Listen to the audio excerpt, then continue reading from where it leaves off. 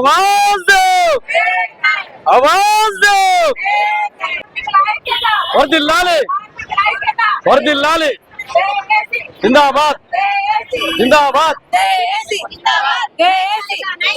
बस का पहिया नहीं चलेगा, नहीं चलेगा, नहीं चलेगा।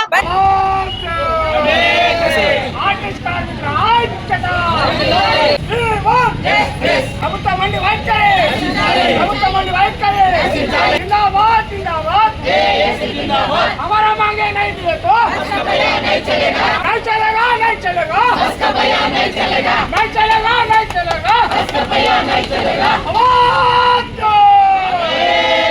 ముందుగా అందరికీ రెండో రోజు సమ్మె సఫలవంతం చేసిన అందరికీ నా యొక్క వందనాలు. సంగారెడ్డిపల్లిలో రెండో రోజు జరుగుతున్న సమ్మె కాలానికి ఇచ్చేసిన ఎంప్లాయీస్ అందరూ ధన్యవాదములు. అయితే మనం 2 రోజుల నుండి సమ్మెలో ఉంటున్నాం. ఎందుకు ఉంటున్నాం సమ్మెలో? ప్రభుత్వం మనల్ని పిలిచి మాట్లాడకపోవడంతో సమ్మె నేటికి వచ్చినాం. ఈ దినమన్నా సమ్మెకు పోకుండా ట్రైనింగ్ లేని డ్రైవర్లతో మాట్లాడి, ట్రైనింగ్ లేని డ్రైవర్లను పంపి, ట్రైనింగ్ లేని కండక్టర్లను పంపి వ్యవస్థను మొత్తం నాశనం చేస్తున్నారు. ఎందుకంటే మేము సమ్మె చేయకుండా మేము విధుల్లోకి వస్తామన్నా కానీ మా సమస్యల కోసం మాట్లాడకుండా 1000 రూపాయలకు తీసుకొచ్చిన డ్రైవర్లను 500కు కండక్టర్లను తీసుకొచ్చి వాళ్ళకి ఏ అవగాహన లేకుండా బస్సులు నడపడం జరుగుతుంది. అది వ్యవస్థకు నష్టం అవుతుంది. కాబట్టి మాకున్న డిమాండ్లు 3 డిమాండ్లు ఉన్నాయి. మీరు అంటున్నారు 29 డిమాండ్లు మేము విజయవంతం చేస్తాం రండి, మా తలుపులు కొల్ల ఉన్నాయి అంటున్నారు. అయ్యగారు, మీ తలుపులు కొల్లలు ఉంచుకోవాలని బంద్ పెట్టుకోండి. కానీ మాకున్న 3 డిమాండ్లే మీరు విజయవంతంగా చేస్తామంటే మా జేసీ అధిష్టానం వచ్చి మీతో మాట్లాడడానికి సిద్ధంగా ఉంది.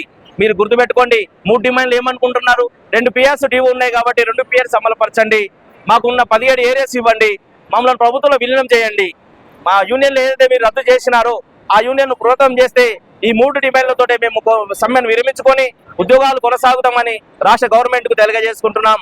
అయ్యా, మీరు చెప్పినాడు దిల్సుఖ్ నగర్ లో మీరు పాటించినారు, గుర్తుందో లేదో? రేవంత్ రెడ్డి గారు గుర్తుపెట్టుకోండి. ఆనాడు సమ్మె జరగడానికి మీరు ఎంత కృషి చేసినారో మీకు తెలుసో లేదో, మాకైతే గుర్తుంది. ఆ రోజు సమ్మె నడవడానికి కేసీఆర్ ప్రభుత్వంలో వ్యతిరేకత వచ్చినప్పుడు మీరు మా ఉంటున్నారు. కానీ మా సమస్యలన్నీ తెలిసి మీరు మళ్ళీ మొగ చాటేస్తున్నారు. మీరు గుర్తుపెట్టుకోండి అయ్యా. ఎందుకంటే మేము అడిగేది ఏది కాదు, మీ మేనిఫెస్టోలో ఉన్న అంశాలు అడుగుతున్నాం. మీరు పెట్టిన మేనిఫెస్టోలో ఏమన్నారు? కేసీఆర్ మీకు బిర్యానీ పెడతాడు, ఆయన కాలి కుండలు ఉన్నాయి అన్నారు. కానీ నీ దగ్గర బిర్యానీ లేదు, పప్పుచారు కూడా పెడతలేవు కదా. నువ్వు సమ్మె చేయించుకోకపోతే చాలా విజయవంతంగా రేవంత్ రెడ్డి గారి నాయకత్వం బాగుందని మేమందరం కృషి చేసే వాళ్ళము. ఇంకోటి, రేపు పొద్దుగాల ఎలక్షన్ మూమెంట్ వచ్చినప్పుడు మరి వీళ్ళందరూ మీకు గుర్తురారా? మళ్ళీ మీరు మాతో మాట్లాడలేకపోతారా? మరి గుర్తుపెట్టుకోనాలి. జేసీ కన్వీనర్లతో మీరు పిలిచి మాట్లాడండి, సమ్మెను విరమించుకొని మేము సిద్ధంగా ఉన్నాం. మా 29 సమస్యలు కాకుండా 3 సమస్యలకే మేము ఏకీభవించి 3 సమస్యలు మమ్మల్ని విజయవంతం చేయాలని మా రాష్ట్ర గవర్నమెంట్ ను కోరుకుంటుండు.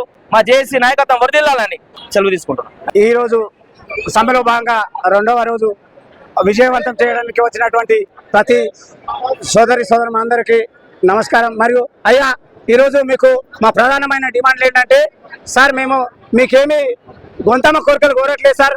మీరు అన్న విధంగా ఎన్నికలకు ముందుగా మేనిఫెస్టోలో పెట్టిన విధంగా ఆర్టీసీని ఆ రోజు ఏదైతే గత ప్రభుత్వం మమ్మల్ని దూరం పెట్టి విడనాడిందో ఆ యొక్క విలీనాంశాన్ని మొదటగా, రెండోది యూనియన్ల పునరుద్ధరణ, మూడోది ప్రభుత్వ ఉద్యోగులతో సమానమైన వేతనం ఇచ్చి, తర్వాత ఎలక్ట్రిక్ బస్సులలో మా సంస్థకు సంబంధించిన డ్రైవర్ కండక్టర్లను ఉంచే విధంగా ఈ వీటిని ప్రధానంగా దృష్టి పెట్టి మా పైన మీరు దేశజాలకు పోకుండా మీరు దిగివచ్చి మమ్మల్ని మా కడుపు కోతను, మా ఆకలి మంటను తీర్చి మమ్మల్ని శాంతింపజేయాలని కోరుతున్నాం సార్. మరి ఇంకో విషయం ఏమంటే, నేను అక్కడక్కడ యూట్యూబ్లలో చూస్తుంటా, నేను సొంతంగా జడ్పీటీసీ గెలిచిన, సొంతంగా ఎమ్మెల్సీ గెలిచిన, సొంతంగా ఎమ్మెల్యే గెలిచిన, సొంతంగా ఎంపీ గెలిచిన, ఆఖరుకు సొంతంగా సీఎం గెలిచిన అని చెప్తుంటారే సార్. మేము ఆ CM seat, MP seat, MLA seat అడగడం లేదు సార్.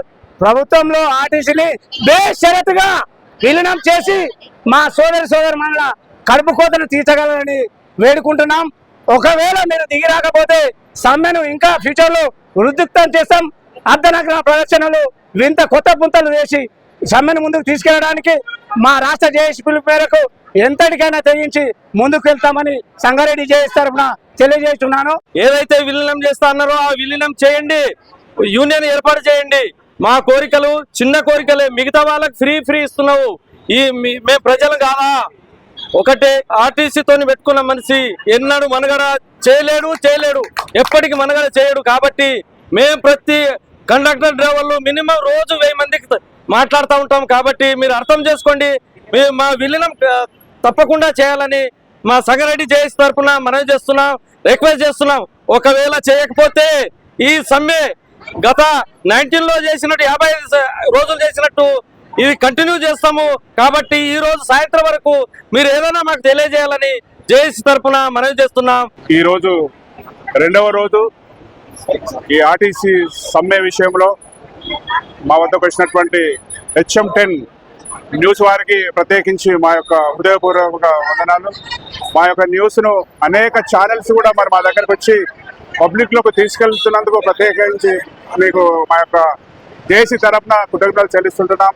ప్రాముఖ్యంగా మేము ప్రజలకు ఒక విషయం మేము హెచ్చరిస్తున్నాం. ప్రజలారా ఒకసారి మా యొక్క స్ట్రైక్ను మీరు ఆలోచించండి.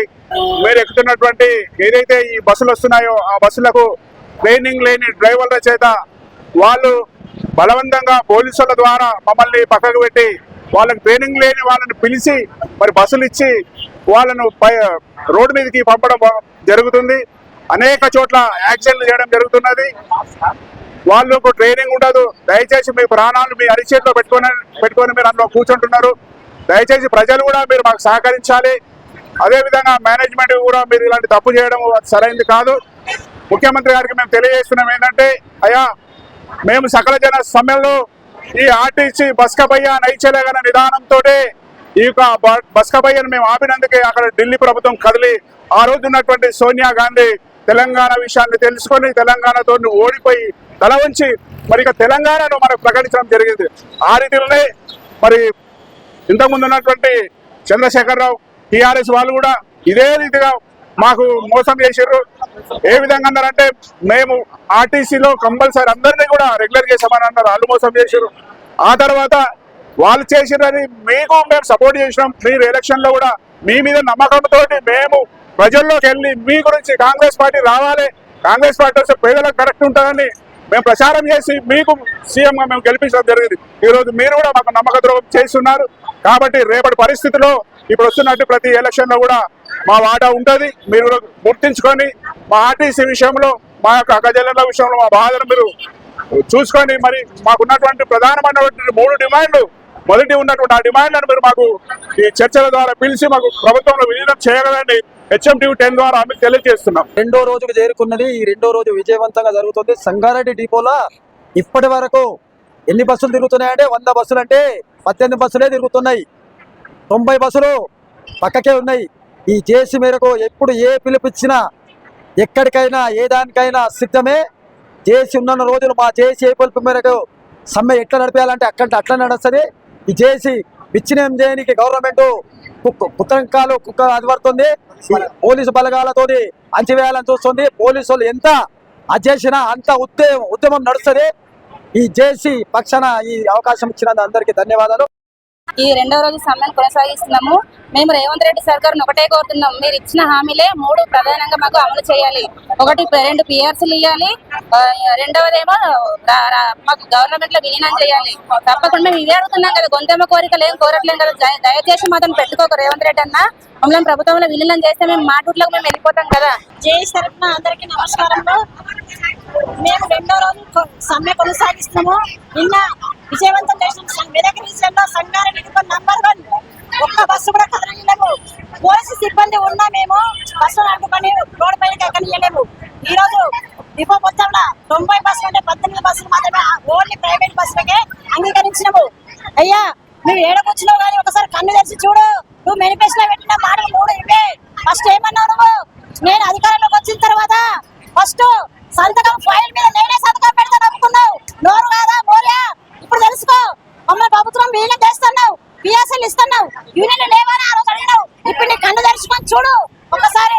ఆడవాళ్ళం మగవాళ్ళం అందరం 100 మందిలో పోయి సమాచారం చేసినావు. ఒక్క కండక్టర్ రోజుకు 1000 మందికైనా సరే మేము చెప్పినాం కాంగ్రెస్ ప్రభుత్వం వస్తే మనం మంచిగా బతుకుతాం మంచిగుంటామని.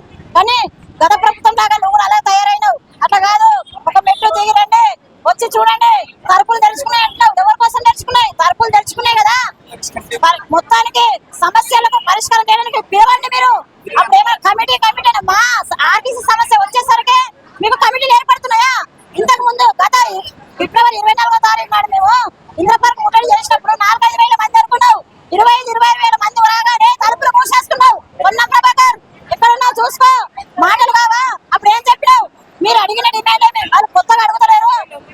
డిమాండ్లు ఇస్తామని నెరవేర్చుకుంటాము అని మాట ఇచ్చినావు. ఇప్పుడు మాట తప్పుతున్నారు ఎందుకు? ఎక్కడున్నాయి ఈ రోజు కేబినెట్ ప్రభుత్వంలో? ఈ రోజు చర్చలు జరుగుతున్నాయి. ఫస్ట్ ఈ రోజు చర్చలు తీసుకొచ్చి మీరు చేయండి. మీరు చర్చలు తీసుకొచ్చి మీరు ఏమి చేయలేని పరిస్థితి ఉంటే విలీనం చేయండి. చేయలేని పరిస్థితి గత సకల జన సమ్మెను పాల్గొనడం అంతకంటే ఎక్కువ దిగ్విజయంగా చేసిన సమ్మె కొనసాగిస్తాం. జై HMTV వారికి ధన్యవాదాలు. మేము ఈ రోజు నుండి రెండో రోజు స్ట్రైక్ చేయబట్టి సమ్మె, ఎందుకంటే నిన్న మంచిగా విజయవంతమైంది. ఈ రోజు గిట నిన్నంటే ఒక్క బస్సు గిట మా డిపో నుండి రోడ్డు మీదకి ఎక్కలేదు. ఎందుకంటే పై అధికారులు పోలీసు వల్ల బండ్లు బయటకు తీస్తున్న మా అధికారులు 100 బస్సుల నుండి 18 బస్సులు బయటకు వచ్చాయి ఈ రోజు. కానీ మాకు కావాల్సిన డిమాండ్ ఏంటంటే మేము కోరుతున్నది మూడే మూడు. ఇక్కడ గవర్నమెంట్ లో విలీనం, ఇంకోటి వచ్చేసి PRC, ఇంకోటి వచ్చేసి 3 యూనియన్స్. ఈ 3 డిమాండ్లకు మేము కోరుతున్నాం. ఈ రేవంత్ రెడ్డి సార్ గారు మీకు దయచేసి మేము మాట్లాడేది ఏమనగా, ఈ రోజు చర్చలు ఎలాగో అసెంబ్లీలో ఉన్నాయి కాబట్టి మా విలీనం గురించి పక్కా చెయ్యాలి.